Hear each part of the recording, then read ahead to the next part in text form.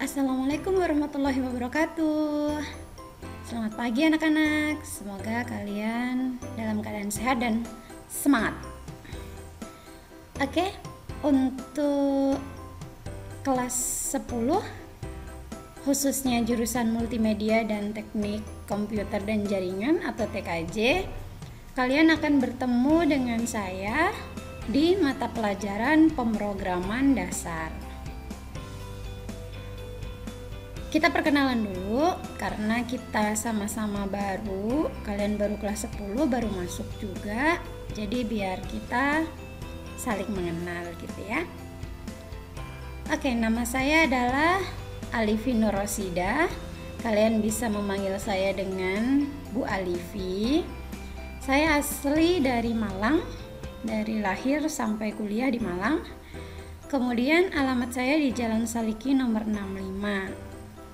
Pendidikan saya S1 Pendidikan Teknik Informatika di Universitas Negeri Malang.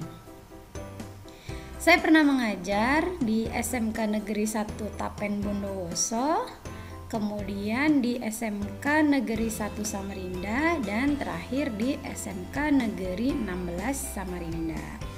Begitu perkenalan singkatnya, nanti kita akan kenalan lebih jauh lagi.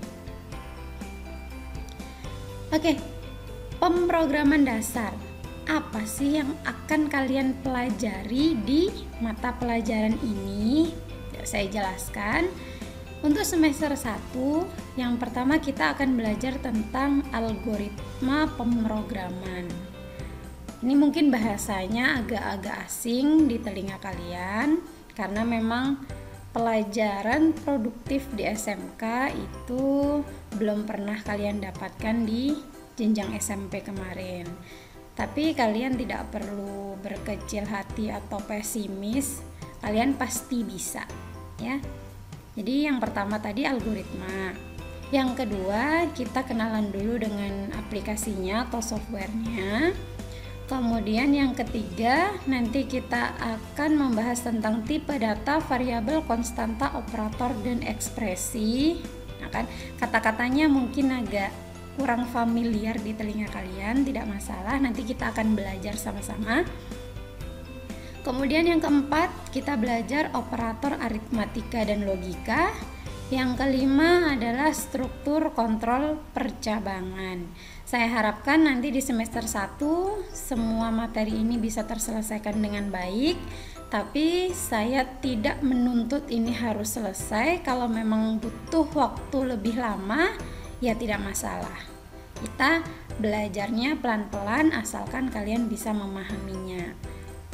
Itu untuk semester 1. Semester 2 nanti kita lanjut di struktur kontrol perulangan. Kalau tadi percabangan, kemudian di semester 2 perulangan. Setelah itu ada materi tentang array, apalagi array ini gitu ya. Nanti kita belajar. Kemudian yang ketiga fungsi, kemudian yang keempat pembuatan user interface, yang kelima membuat aplikasi sederhana dengan user interface. Jadi semoga kita bisa menyelesaikan semua materi ini dengan baik. Sekali lagi, kalau memang tidak cukup waktunya, ya kita belajar sedikit tapi kalian bisa memahami, itu lebih baik daripada banyak tapi kalian tidak mengerti apa-apa, itu ya. Oke, saya jelaskan pembelajarannya karena kita masih dalam keadaan pandemi seperti ini, maka pembelajaran kita masih online. Online-nya menggunakan apa? Menggunakan Google Classroom. Mungkin ada beberapa dari kalian yang sudah familiar dengan Google Classroom ketika di SMP. Nah, nanti yang SMP-nya dulu belum menggunakan Google Classroom, kita belajar sama-sama. Jadi jangan malu untuk bertanya. Kalau kalian malu bertanya, nanti ke belakangnya akan susah sendiri ya. Kalau nggak mau tanya temennya, tanya sama gurunya. Jadi biar kita sama-sama bisa belajar dengan enak, dengan nyaman gitu. Nanti sesekali saya akan mengadakan video meeting menggunakan Google Meet. Jadi silakan diinstal aplikasi Google Meet untuk yang di HP. Kalau menggunakan di laptop tidak perlu install. Video meeting ini saya tidak akan terlalu sering. Jika saya merasa kita butuh untuk video meeting, maka kita akan video meeting. Jadi misalnya ada banyak pertanyaan nih, ada banyak yang kurang paham tentang masalah ini, masalah A, maka saya akan menjelaskan di video meeting biar kalian lebih jelas. Kemudian nanti di jadwal kalian ada 1 hari khusus tatap muka. Tatap muka ini tidak wajib. Jadi kalau ada guru yang ingin tatap muka, maka disediakan jadwal tersendiri. Itu pun tidak satu kelas semuanya bisa langsung tatap muka, kita bagi setengah-setengah gitu ya. Mungkin nanti juga saya akan pengen tatap muka dengan kalian untuk membahas materi-materi yang dirasa sulit, yang mungkin di video meeting tidak bisa kita selesaikan gitu. Jadi kita pelajarannya masih harus dengan jarak jauh. Aplikasi apa yang akan kita gunakan? Bagi yang sudah memiliki laptop dengan operating system Windows, kita bisa menggunakan aplikasi yang namanya Dev C++.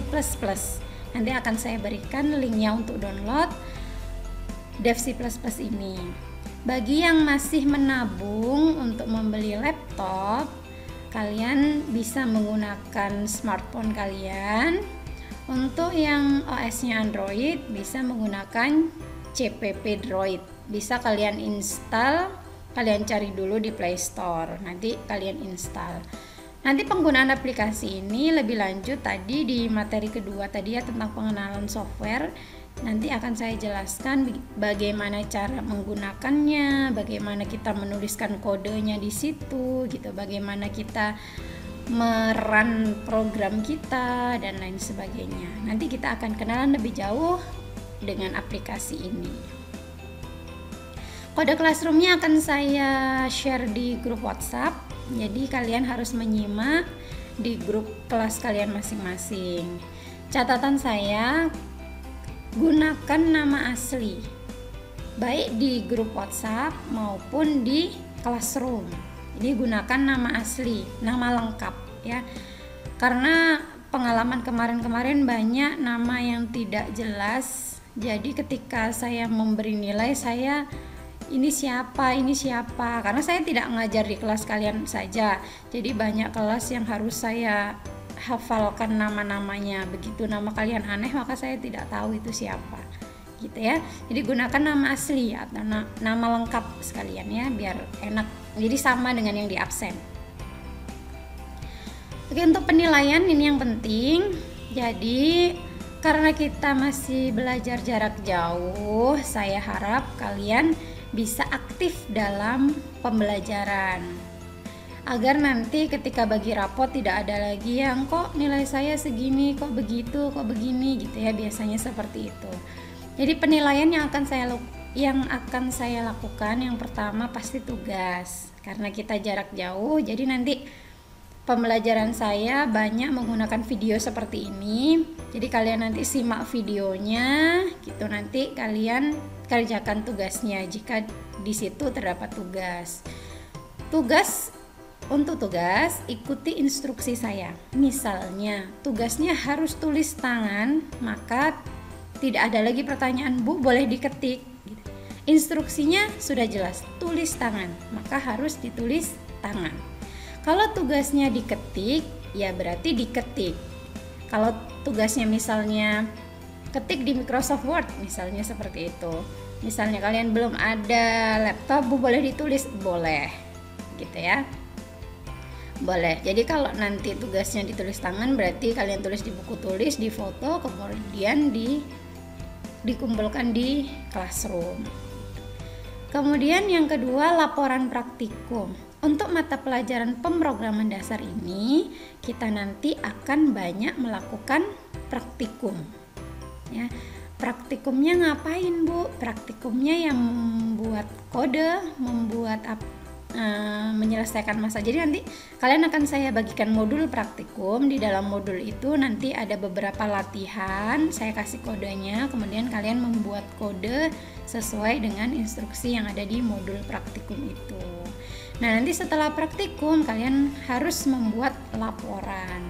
Nanti format laporannya sudah saya siapkan. Ada harus mengikuti, harus ada ininya, harus ada ininya, nanti saya jelaskan lagi. Kemudian jadi itu bobot yang paling banyak yaitu di laporan praktikum ya, karena kita nanti banyak di praktikum. Karena kalian juga memilih SMK, maka pembelajaran kita memang hampir 70% itu adalah praktik ya. Kemudian yang jelas penilaiannya ada nanti ulangan harian. Jadi setiap selesai materi saya akan mengadakan ulangan harian. Kemudian ada ujian semester, baik itu semester ganjil maupun semester genap kenaikan kelas. Yang terakhir adalah kehadiran. Ini yang paling penting yang biasanya disepelekan. Jadi kehadiran itu nanti akan saya convert, akan saya tambahkan ke dalam nilai rapot.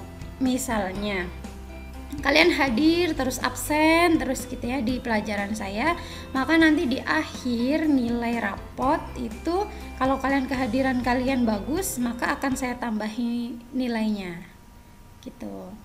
Nah, untuk kehadiran ini jadi setiap pertemuan itu nanti di classroom akan ada absen. Kalian isi absen sesuai dengan jadwal.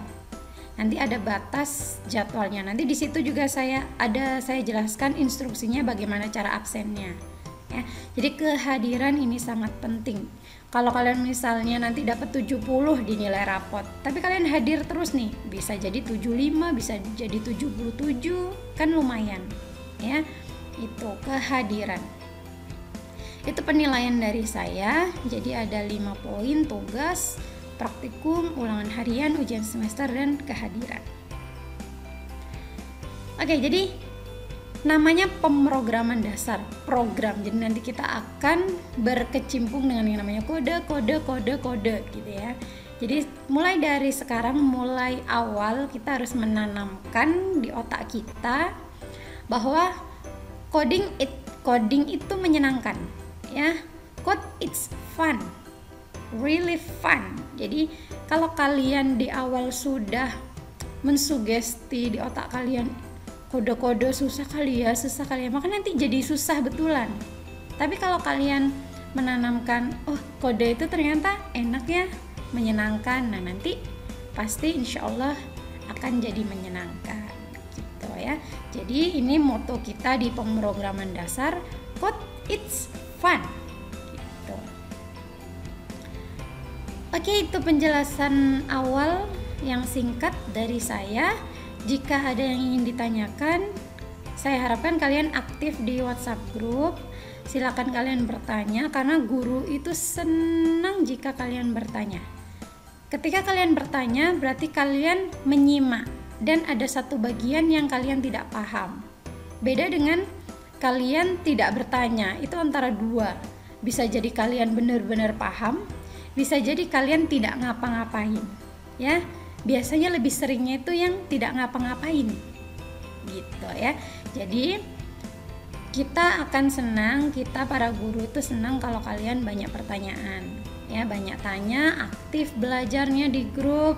Itu kita sebagai guru itu senang. Gitu, daripada kalian diem aja. Oke, sekian dulu dari saya. Tetap jaga protokol kesehatan di rumah aja, selalu pakai masker, menjaga jarak. Stay safe, stay healthy. Kita ketemu insya Allah di waktu yang akan datang. Semoga segera tatap muka. Wassalamualaikum warahmatullahi wabarakatuh.